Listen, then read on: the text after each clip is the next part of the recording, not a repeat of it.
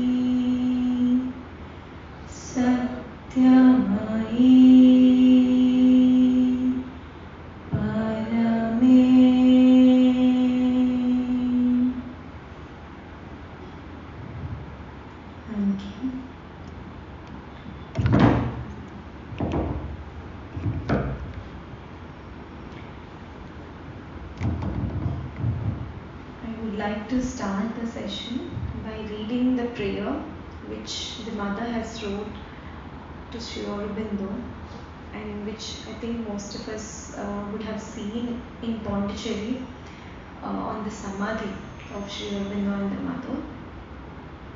To thee who has been the material envelope of our Master, to thee our infinite gratitude. Before thee who has done so much for us, who has worked, struggled, suffered, hoped, endured so much. Before thee who has willed all, attempted all, prepared, achieved all for us. Before thee we bow down and implore that we may never forget, even for a moment, all we owe to thee. And one line from Savitri. Men hail in my coming the Almighty's force, or praise with thankful tears His Saviour grace. Savitri. So this was one of the most beautiful prayers of gratitude that I had come across in my life. When I read it on the Samadhi, I mean, everything is there in this, and Mother has put it so beautifully for all of us. And I think at each moment, if we just keep this inside of our heart, and as we walk, talk, I think we can ourselves offer completely.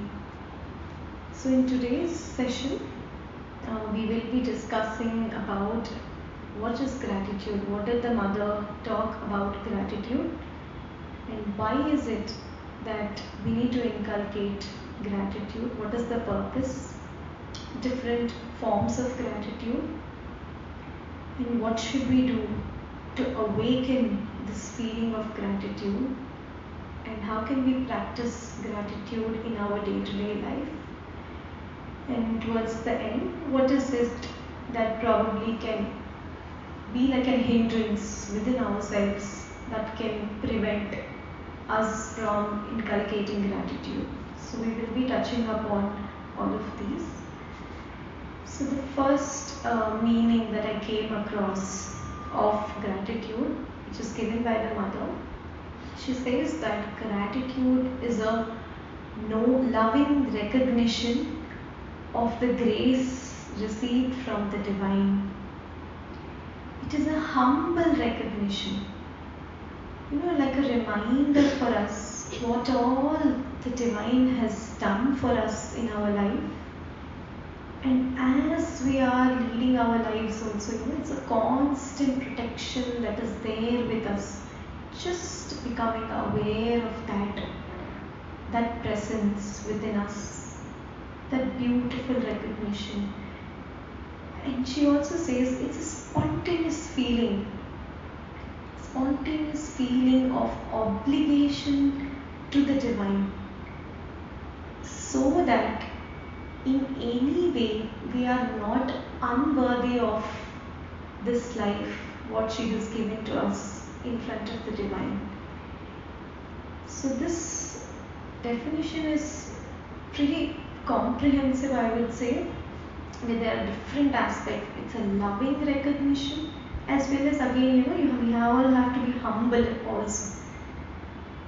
All of these are, the psychic qualities that Sri Aurobindo talks about, that humility that we have. And gratitude is again one of the most deepest feelings that all of us tend to develop towards the divine. So another thing which Mother talks about is gratitude is one of the 5 psychological perfections in the path of integral yoga.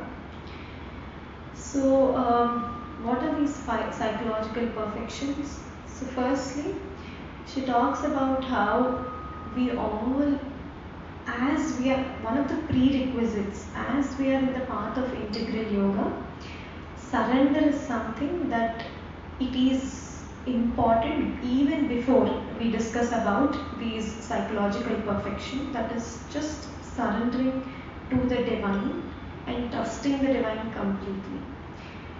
Now after once we have established this, then going on with the psychological perfections of first one is sincerity or transparency.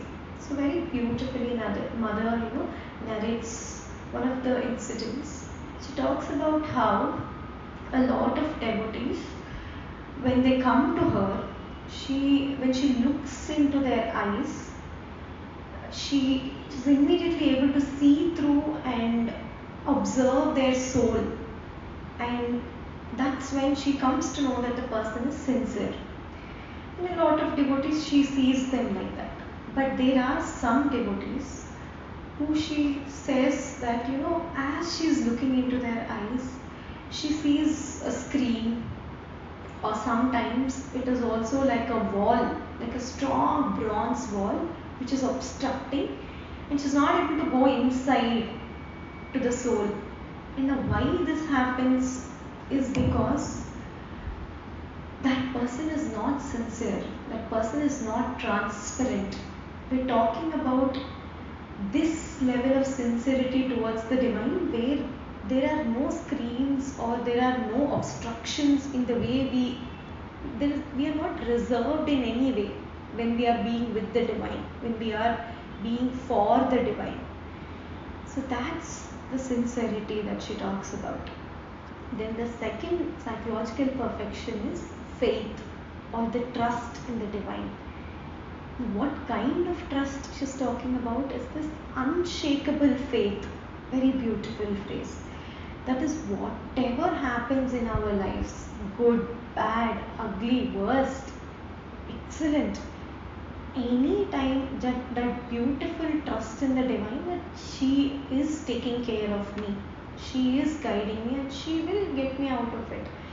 That kind of a deep feeling that you are not alone, she is always with you.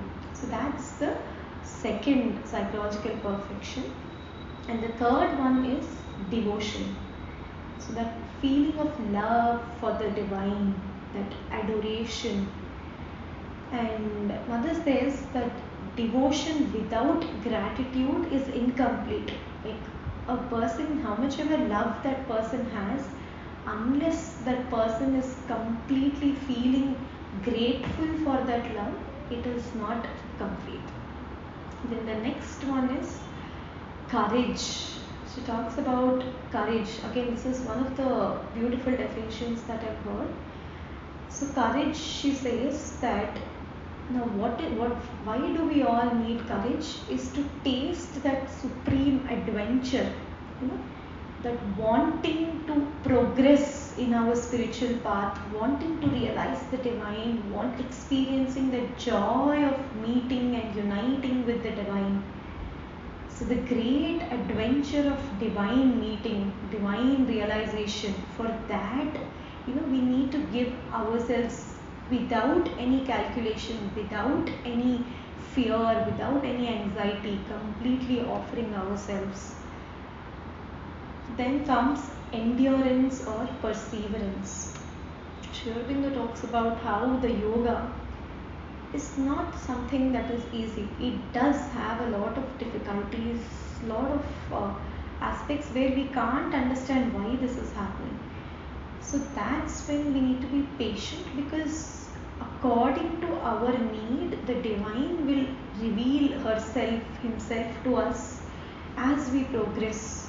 So all we need to do is, okay, this is where I'm not clear, understanding why this is happening, endure, be patient. And very beautifully, Tales of Prison Life, when you read experiences that Sri Aurobindo had in the jail, then he talks about how he endured all of that and he waited patiently to receive an answer from the divine.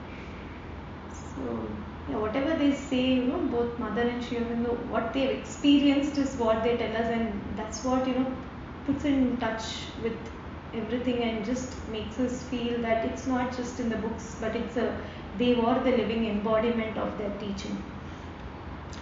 Then now we move to the types of gratitude. So the first type of gratitude which Mother talks about is the detailed gratitude. Detailed gratitude is that gratitude that awakes in us all the details of the divine grace. So here I would like to give an example of when you go to a temple, you can think of Tirupati, maybe Venkateshwar Swami. When you go and look at the Lord with all the riches of everywhere and every aspect of the divine, you're able to offer yourselves and look at the beauty, majesticity of how the Lord is in all its aspects. So just being grateful for all of that is the detailed gratitude. Being open to every little thing that the divine is doing for us. We recently had a retreat, and how Mother took care of like each and every small thing, how the food was, how the stay was. Just being open and being grateful and recognizing that, okay, she is there to do all of this and make this happen, a beautiful journey for all of us. So just being open to these details of how the divine grace is in each and every little thing is the detailed gratitude. Then moving on to integral gratitude, where the whole being offers itself at the Lord in complete trust. When I read this from our scriptures, Prahalada, Bhakta Prahalada came to me, where he offers himself completely with trusting the divine, even in the worst experiences that he was put through as a test. So that kind of an integral gratitude. And moving on, the generous gratitude. Next one is, again here, all of us are familiar with generosity.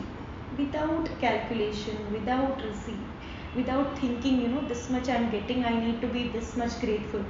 So no mental calculation whatsoever, but just without a reserve, completely offering ourselves and just coming out of that little ego. Always when there's calculation, there is ego that is obstructing. So just leaving that ego aside and completely offering ourselves. And this certainly comes from the psychic. is what the mother says. And here I would like to, narrate a small story of how we all know in the scriptures, if you know, Karna is the embodiment of generosity. So, small incident between Karna and Arjuna. What happens is both of them. So Arjuna asks Sri Krishna that why do everybody say that Karna is the most generous? I am also generous. So why is it that everybody recognizes him? And then Sri Krishna says, okay, I will just put you a test and let's see what happens. And then he creates a mountain of gold and tells first Arjuna, so you distribute this to all the people, and then we will talk about the rest of the matter. And then Arjuna calls everybody, all the people from the village, and then he digs gold and gives them each one in one bowl. He fills it and then it goes. Like that he continues, and after a while he is like, this is not getting completed, Krishna. I am trying, I am giving so much and there's so much more. This is not getting over. And then he calls Karna and he does the same thing.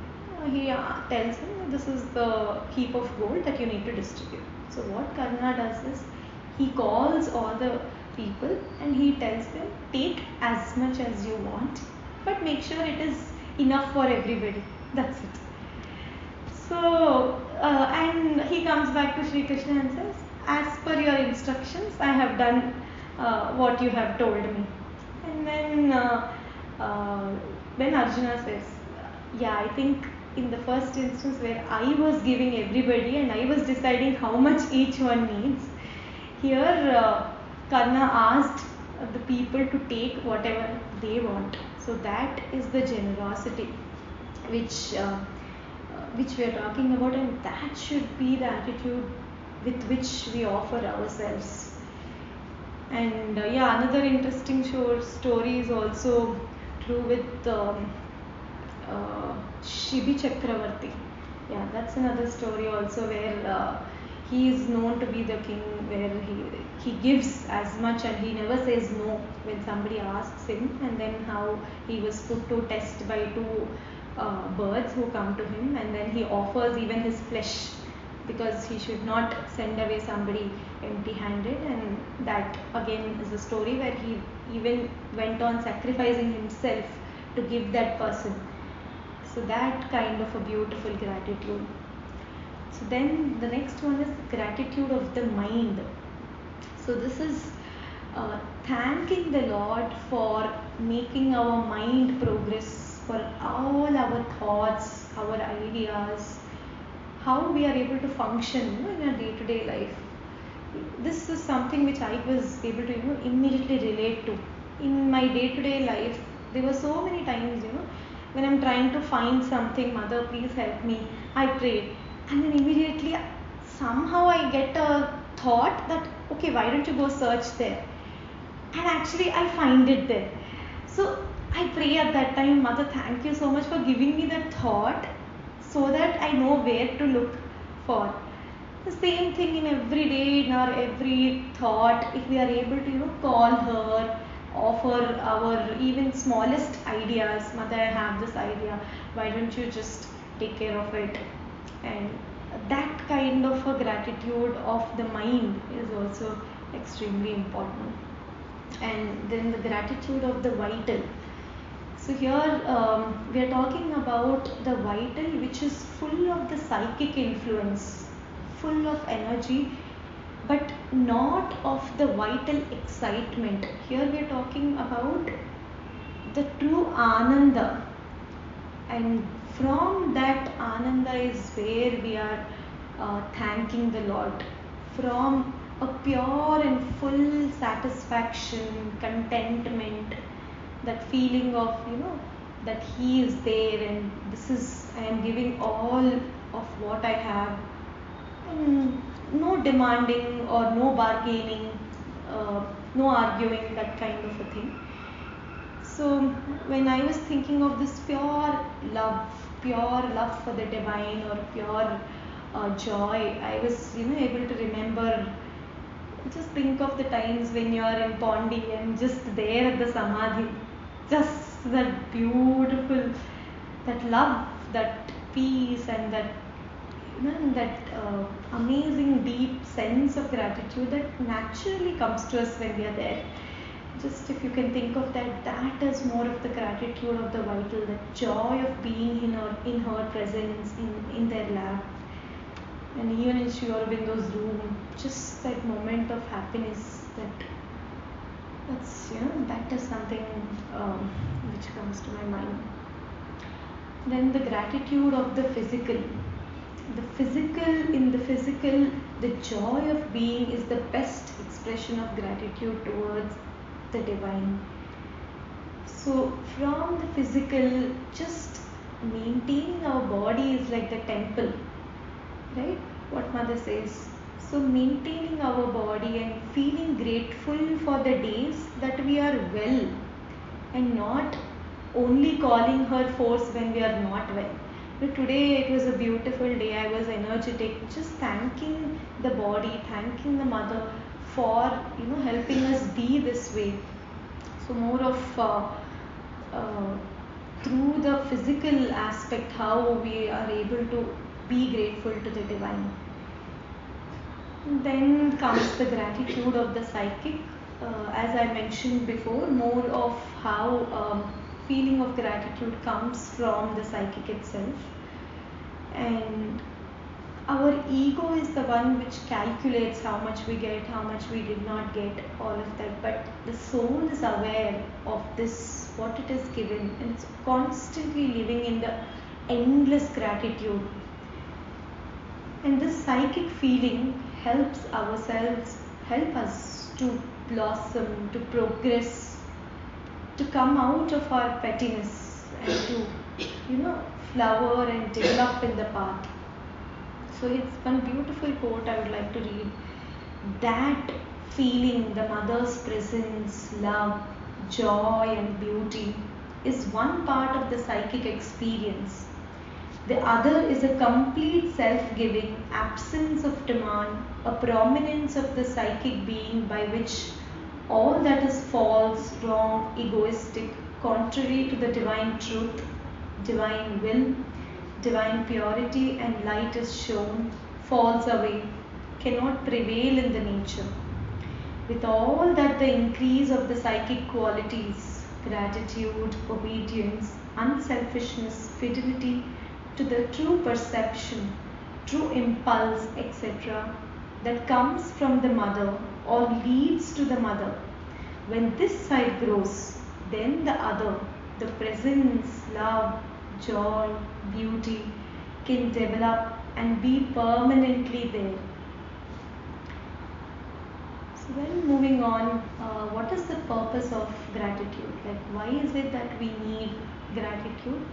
So mother talks about how gratitude is one of the most noble qualities, and who we are, the nobility of our being is measured by the amount of gratitude we are able to experience. And this is the purest form of delight, that gratitude that if we are able to experience, that's the purest form of delight. And why is gratitude required is also for the harmony of life. So mother says that a lot of times devotees write to her that thank you mother for saving me from this catastrophe, from this accident. But very rarely people write to her saying, mother, today everything is fine, thank you for taking care of me and taking care of me constantly. That is the gratitude that we are talking about, not only during difficulties, but just because everything is well. All of us have come together today, are able to be here today and be in good health. So many ways of, everything has to come together for us to be like this. And she is there in controlling, managing everything, and that's why we are here. So that is without any accident, without any natural disaster, we are able to be safe is because she is there at that level managing everything. So just being grateful for that is why we need for gratitude.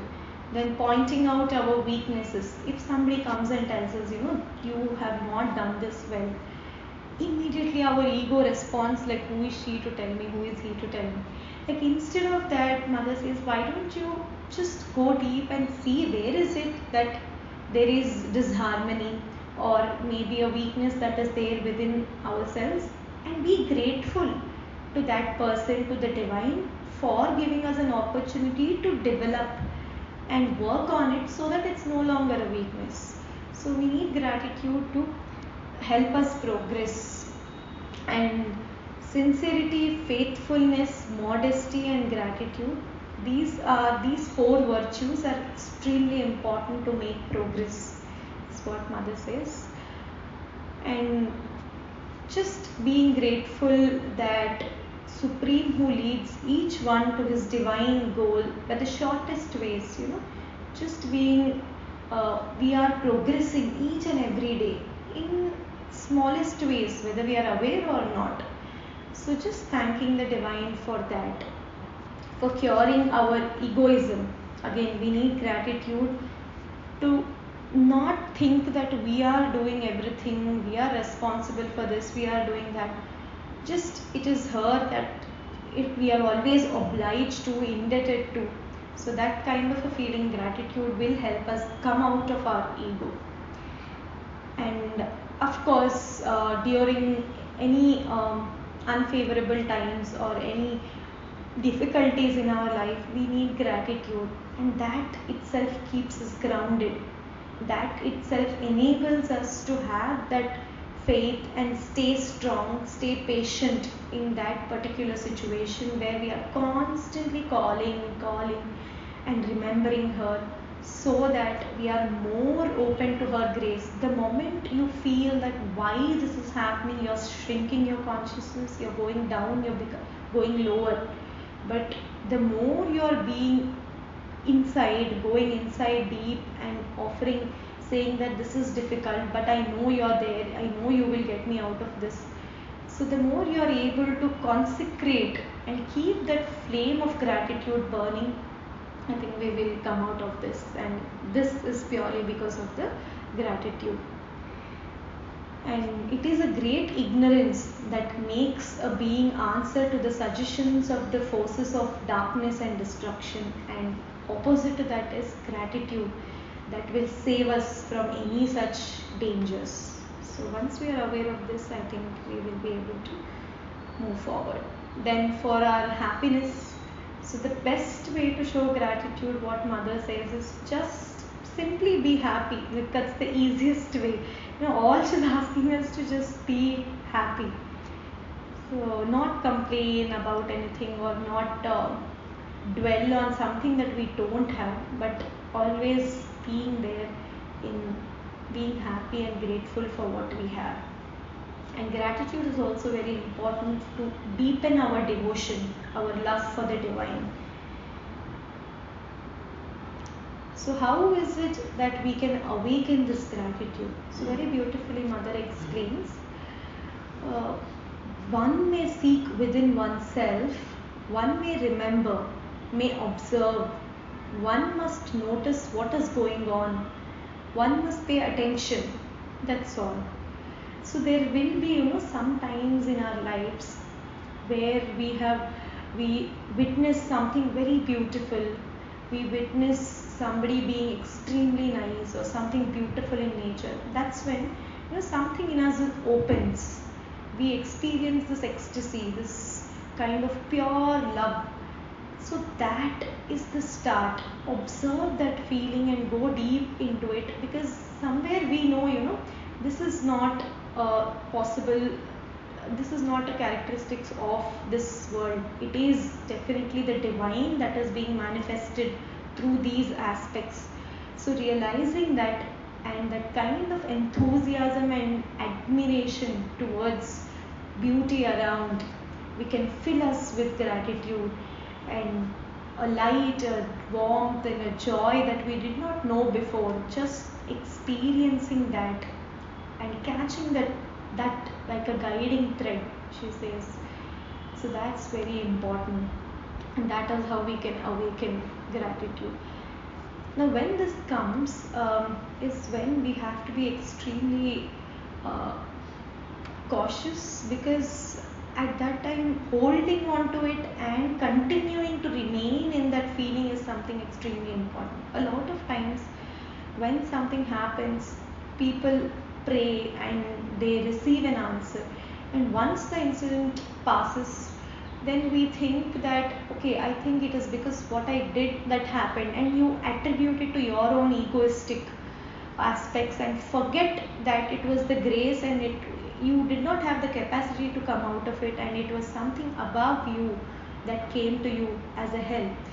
And once you close the door is when you are again resorting back to first step, where you have to again inculcate, experience that gratitude, and then go deep. So it's very important not to close this door by attributing it to any of our egoistic aspects.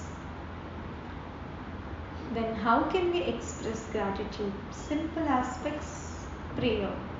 Every day morning, just waking up, thanking the divine for being with us, always guiding us, and just asking the divine to be there to help us in whichever way possible.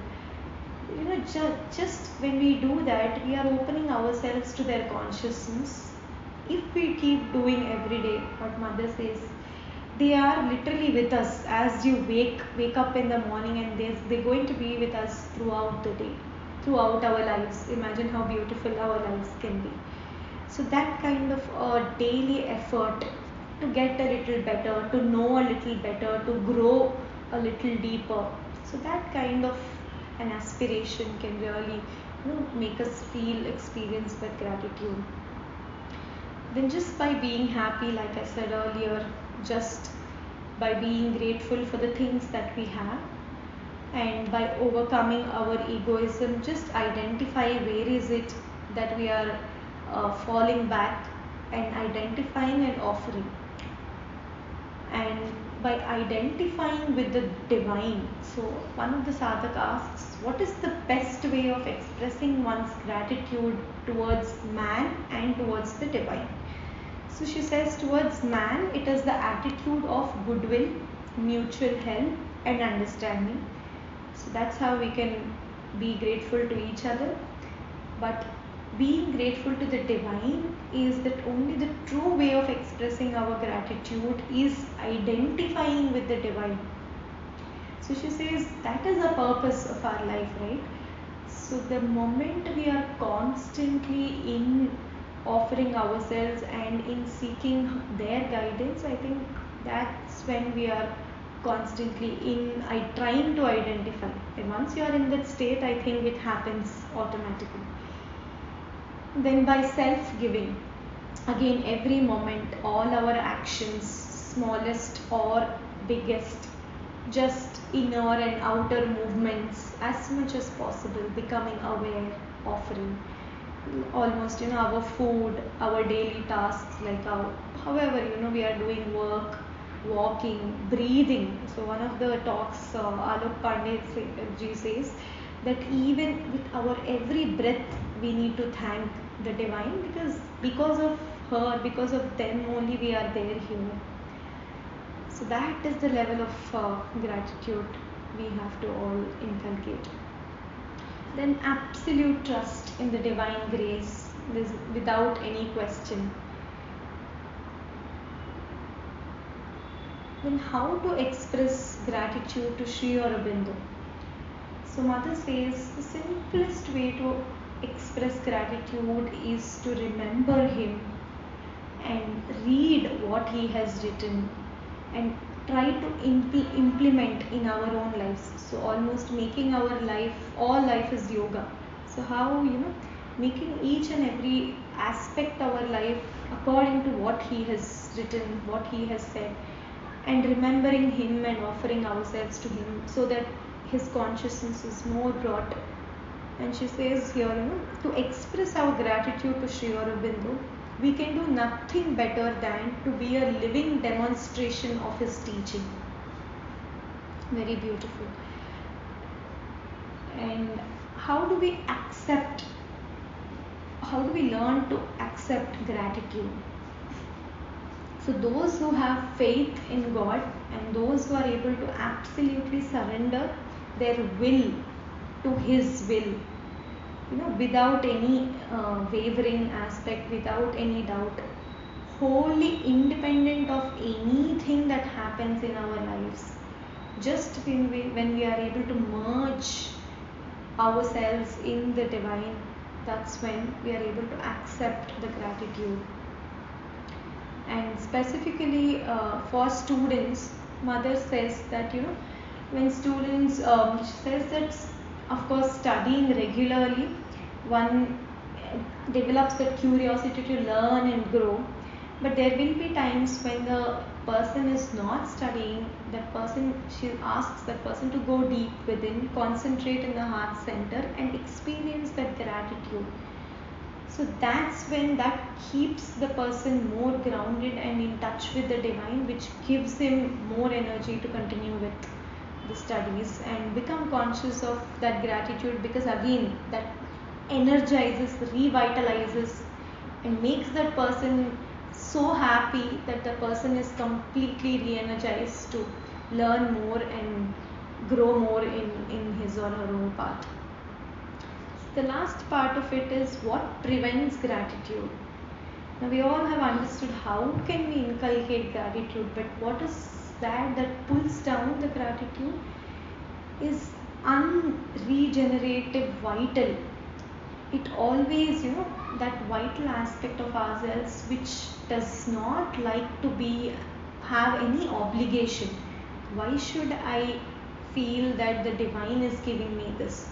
So that kind of questioning attitude that we have, where we are only the mental and the vital aspects are only aware. However, we are not allowing our psychic to take charge in such situations. The more we are able to think that it is, or the more we are able to doubt and question and let our ego take control, the more we are losing out our beautiful noble virtue, that is gratitude. And secondly, when somebody is more of a self-willed man, like I have done this, everything attributing to himself and not thinking of the divine's will.